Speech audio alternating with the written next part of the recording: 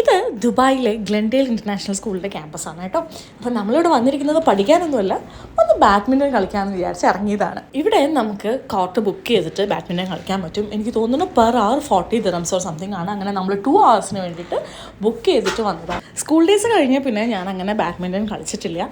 നമ്മൾ സാധാരണ ഈ ഷട്ടിൽ കളിക്കാമെന്നാണല്ലോ പറയുക. അപ്പോൾ ഈ ബാഡ്മിൻ്റൺ കളിക്കാൻ പോകുന്നൊക്കെ പറയാൻ ഭയങ്കര പാടാണ്. അപ്പോൾ എന്താണെങ്കിലും കുറേ കാലത്തിന് ശേഷമാണ് ഞാനിപ്പോൾ ഷട്ടിൽ കളിക്കാൻ വേണ്ടി വന്നിരിക്കുന്നത്. അതിൻ്റെ എല്ലാവിധ പോരായ്മകളും നിങ്ങൾക്കിപ്പോൾ കാണാൻ പറ്റും കേട്ടോ.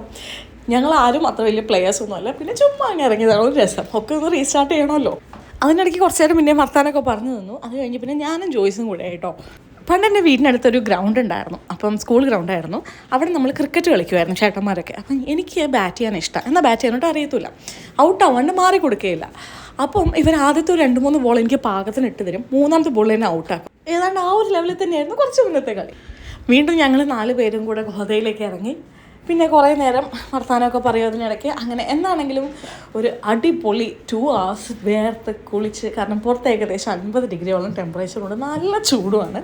ഞങ്ങൾ ഇത് ബുക്ക് ചെയ്യാൻ തന്നെ കാരണം അത്ര നേരം എല്ലാവരും ഒന്ന് ഫോണൊക്കെ ഒന്ന് ഒഴിവാക്കി കുറച്ച് നേരം ഒന്ന് വർത്താനമൊക്കെ പറയുമല്ലോ എന്ന് വിചാരിച്ചാണ് കേട്ടോ. അപ്പോൾ പുറത്ത് എല്ലാവരും കൂടെ പോയാലും കുറച്ച് നേരം ഫോണിൽ നോക്കും. ഇതാവുമ്പോൾ വർത്താനവും നടക്കും, നമ്മുടെ ശരീരത്തിന് വേണ്ട ചെറിയൊരു എക്സസൈസും ആ വഴി കൂടെ കിട്ടും.